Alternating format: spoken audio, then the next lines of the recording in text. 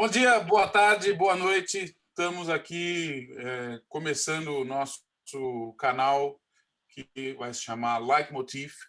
É um canal sobre música de cinema e que nós resolvemos criar porque a gente percebeu uma ausência de conteúdo em língua portuguesa nesse assunto que é trilhas de filmes. Eu sou o Bob. E eu sou o Luigi. Bem-vindos a esse canal. A gente vai escolher alguns temas durante os próximos vídeos e a gente escolheu um tema para esse, então basicamente vai ser mais ou menos assim o funcionamento do canal. Rapidinho, assim, só como a gente pensou em fazer esse canal, porque a gente costumava conversar e costuma conversar muito sobre trilhas sonoras de filme. Então a gente pensou assim, vamos gravar uma conversa nossa, né, eu e o Bob, e colocar para vocês aí que estão assistindo, se vocês curtem também, se vocês curtem o filme, se vocês curtem música de filme, para vocês verem aí umas opiniões nossas, umas discussões, um bate-papo, e é mais ou menos isso, né?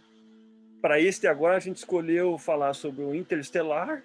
Esse filme ele é de 2014, é um filme recente, pero no mucho, né? Então, 2014. Se você ainda não viu, provavelmente porque você não vai ver. Mas, enfim, se você não viu, procure assistir, porque é um filme legal, tá? Por que eu estou falando isso aí? A gente vai falar algumas coisas aqui durante esse programa que podem ser consideradas spoilers e a gente não quer estragar o prazer de ninguém, tá? Então, assim, assistiu o filme, legal, vamos continuar o vídeo, acho que vocês vão gostar da conversa. Não assistiu o filme, então faça assim mesmo um favor, interrompa o vídeo agora, vá lá, assista o filme, tem tudo quanto é lugar, streaming aí, baixa o filme ou vê no seu Netflix da vida aí e depois volta pra gente discutir isso aí, porque aí a gente não vai estragar a vida de ninguém e tem algumas coisinhas que talvez seja interessante você sei lá, tomar conhecimento. Então estejam avisados. Não vamos fazer comentários, pô, estragou o filme, a gente falou sobre todas as cenas, falou do final do filme. Entendeu? Então é isso, nós vamos falar algumas coisas aqui, tá? A gente achou uns 2 vídeos que tem uma ceninha do filme com a música e uma cena do filme, essa mesma cena sem a música. Então a gente vai colar agora aqui já de cara, para vocês sentirem a ceninha do filme sem a música, só com os efeitos e os diálogos, e logo em seguida a cena com a música, com os diálogos e com os efeitos, beleza?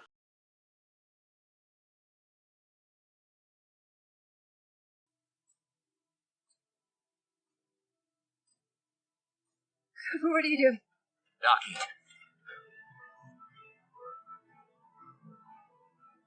Endurance rotation is 67, 68 RPM. Okay, get ready to match our spin with the retro thrusters. It's not possible. No, it's necessary.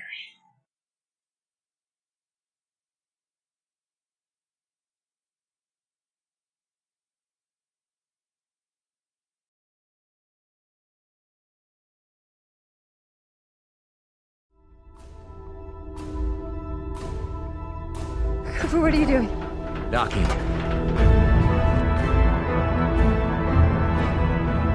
Endurance rotation is 67, 68 RPM. Okay, get ready to match our spin with the retro thrusters. It's not possible. No, it's necessary.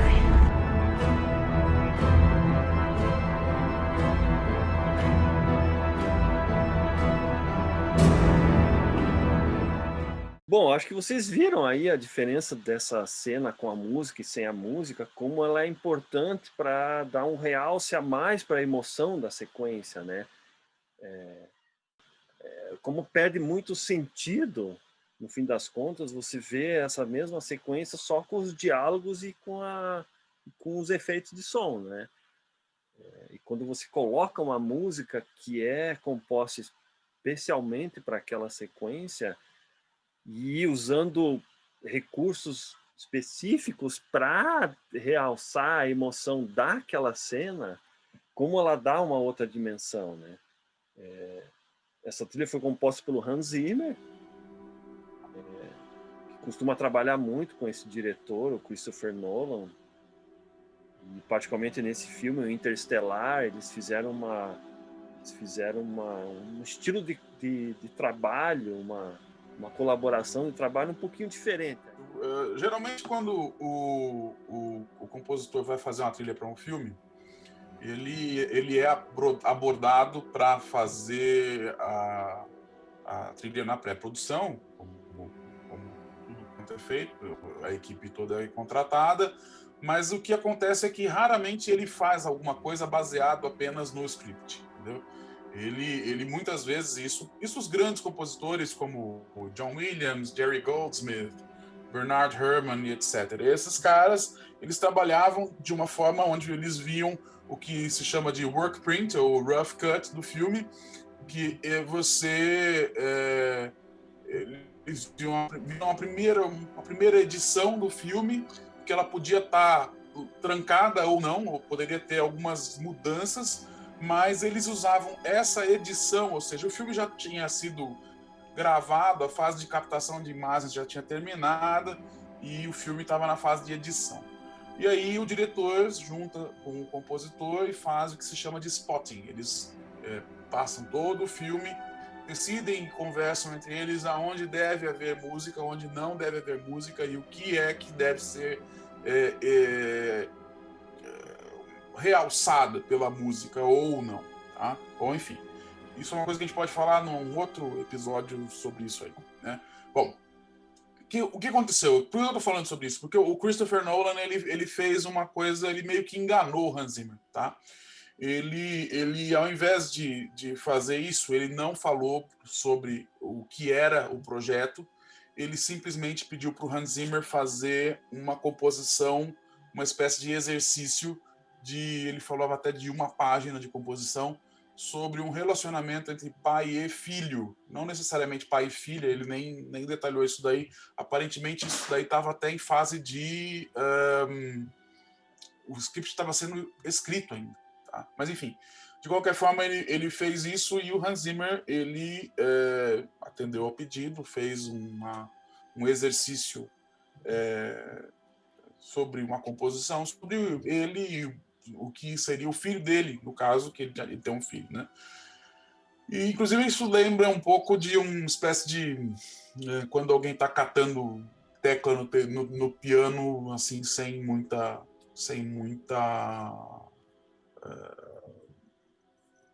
pretensão, tá? O tempo passou e aí ele falou depois que aquele exercício que você fez... Inclusive, tem muitas faixas que tem, assim, exercício número 1.2 ou 1.3, umas coisas assim meio experimentais que eles fizeram. Bom, ele falou, esse negócio que você fez é para um filme chamado Interestelar. Não falou que era um filme de blockbuster, de ficção científica, complicadíssimo e tudo mais. Eu até acho que se ele tivesse falado isso para o Hans Zimmer teria feito alguma coisa diferente, mas de qualquer forma era o que o diretor queria. Ele queria uma coisa intimista que lembrasse o amor forte entre pai e filha, no caso do filme. Originalmente, o roteirista que estava trabalhando antes do filme ser realizado, que é o irmão do Christopher Nolan, ele estava fazendo o roteiro desse filme Interestelar para o Steven Spielberg. Então, originalmente, era um projeto do Steven Spielberg. Por que era um projeto do Steven Spielberg? Porque falava dessa relação entre pai e filha. E o Spielberg, a gente sabe, se for fazer uma análise de vários filmes dele, sempre no cerne de cada filme tem lá um relacionamento entre pai e filha, ou um relacionamento familiar, né? E daí o Spielberg acabou saindo do projeto, foi fazer outro filme e tal, e o irmão do Christopher Nolan falou, que tal você dirigir esse filme? E daí o Christopher Nolan gostou da ideia, entrou em contato lá, acho que com o estúdio, lá fez o acordo lá e se tornou o diretor, né? Tomou as rédeas do projeto. É só uma curiosidade aí sobre o trabalho do diretor com o roteirista e como às vezes os projetos mudam, tal. Talvez se o filme fosse o Interestelar fosse dirigido pelo Spielberg, a gente teria uma trilha sonora que não seria do Hans Zimmer, provavelmente seria da pessoa mais propensa a ser o compositor, que é o também famoso John Williams. Então, a gente teria uma trilha, ao invés de ter esse CD aqui, que é o CD do Interestelar, que está escrito aqui, vocês verem, música de Hans Zimmer, a gente ia ter Interestelar, música de John Williams. Que, na minha opinião, seria bem melhor. Mas tá bom, eu gosto dessa trilha também. Aí eu já não sei, Bob, aí eu já não sei. A gente entra... Dificilmente ia ser ruim.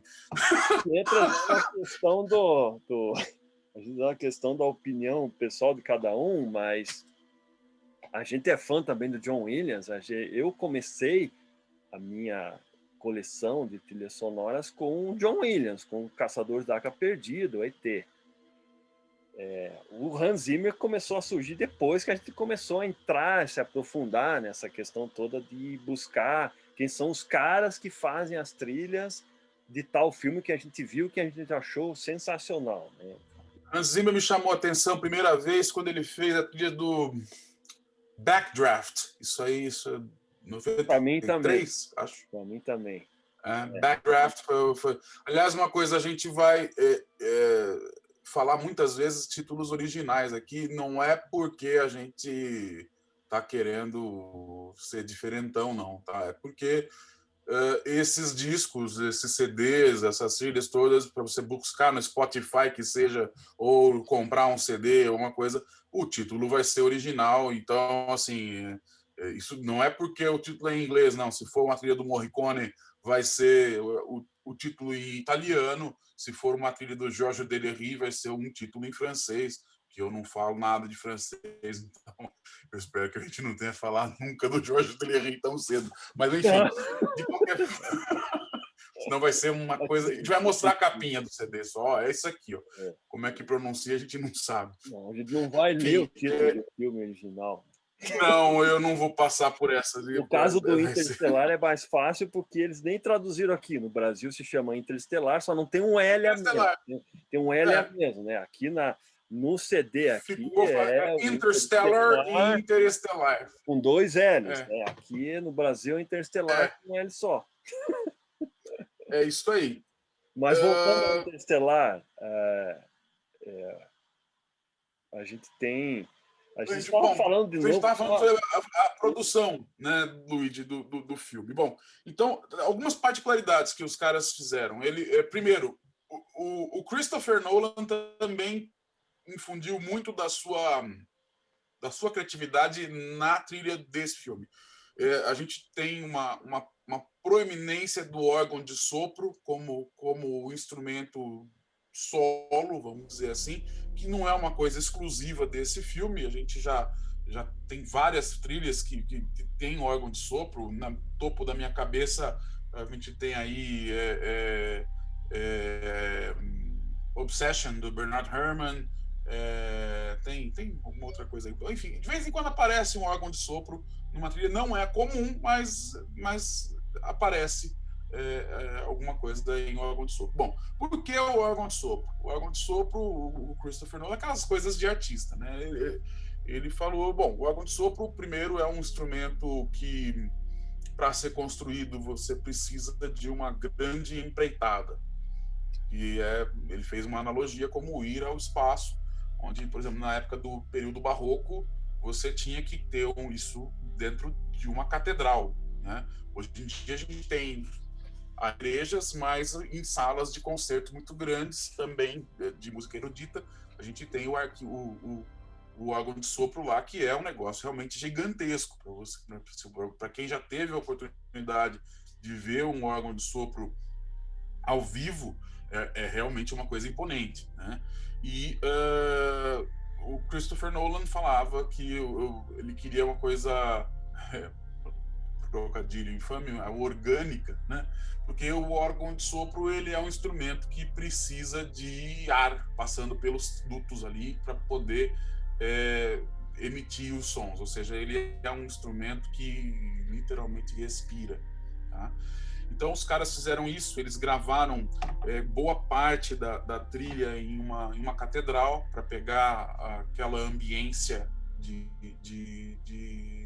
reverberação, enfim, uma coisa até de grandeza e de religiosidade que o espaço remete a essas coisas, né?